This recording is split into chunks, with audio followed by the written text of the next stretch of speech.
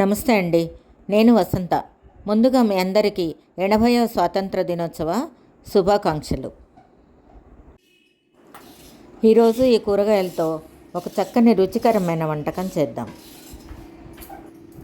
ముందుగా క్యారెట్ పొట్టు తీద్దాం. ఇప్పుడు ముల్లంగి పొట్టు తీద్దాం. ఇది కూడా చక్కగా తురుముకోవాలి. ఎంత చక్కగా ఉన్నాయి కదా, కలర్ఫుల్గా ఉన్నాయి. ఇంకా వీటిని వీలైనంత సన్నగా తురుముకొని విడివిడిగా పెట్టుకుందాం. ముల్లంగి కూడా చక్కగా పొట్టు తీసుకోవాలి. వీలైనంతగా సన్నగా తురుముకొని వేరే ప్లేట్లో పెట్టుకోవాలి. క్యారెట్ సన్నగా తురిమి ఒక ప్లేట్లో పెట్టాను. ముల్లంగి కూడా సన్నగా తురిమి ఇంకొక ప్లేట్లో పెట్టాను. దీంట్లో ముల్లంగి వాసన ఇష్టం లేని వాళ్ళు కొంచెం ఆనియన్ కూడా సన్నగా తరిగి పెట్టుకోవచ్చు. ఇంకొక ప్లేట్లో కొంచెం కొత్తిమీర సన్నగా తరిగి పెట్టాను. అలాగే కొంచెం పచ్చిమిర్చి కూడా సన్న ముక్కలుగా కట్ చేసి పెట్టుకున్నాను. ఇప్పుడు క్యారెట్ తురుము, ముల్లంగి తురుము, ఆనియన్ ముక్కలు, కొత్తిమీర తరుగు, పచ్చిమిర్చి ముక్కలు అన్నీ రెడీగా ఉన్నాయి. ఇప్పుడు స్పెషల్ దోశ వేసుకుందాం మనం. స్టవ్ వెలిగించి ప్యాన్ పెట్టాను. దోశ పిండి రెడీగా ఉంది. మనం ఇప్పుడు దోశ వేసుకుందాం. హాయ్ అండి. మనం రెగ్యులర్గా వేసుకునే దోశ ఈరోజు మీకు కొంచెం డిఫరెంట్గా వేసి చూపిస్తాను. ముందుగా స్టవ్ వెలిగించి ప్యాన్ పెట్టుకోవాలి. పెనం మంచిగా కాలిన తర్వాత కొద్దిగా ఆయిల్ వేసి ఆనియన్తో రుద్దాలి. ఇప్పుడు మంటను సిమ్లో పెట్టి దోశ వేసుకోవాలి. నేను ఫ్రిడ్జ్లో రెడీగా ఉన్నటువంటి దోశ పిండితో దోశ వేస్తున్నాను.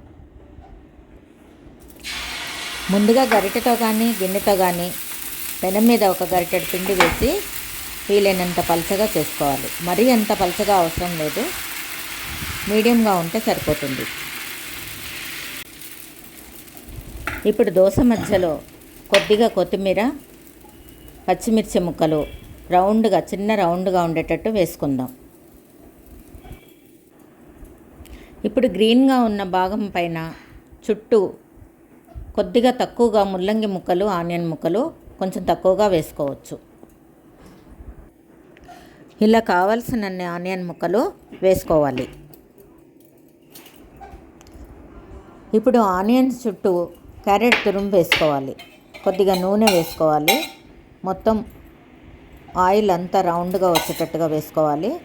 తర్వాత క్యారెట్ తురుమును కొంచెం ఎక్కువగా వేసుకోవచ్చు. క్యారెట్ టేస్ట్ అందరికీ బాగానే నచ్చుతుంది కనుక కొద్దిగా ఎక్కువగానే వేసుకోవచ్చు.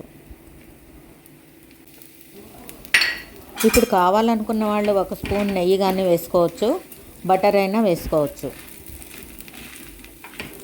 ఇప్పుడు మంటను మీడియంలో ఉంచి మనం దోశపై వేసిన ముక్కలన్నీ కూడా మంచిగా పిండిలో వచ్చేటట్టుగా ఒత్తుకోవాలి.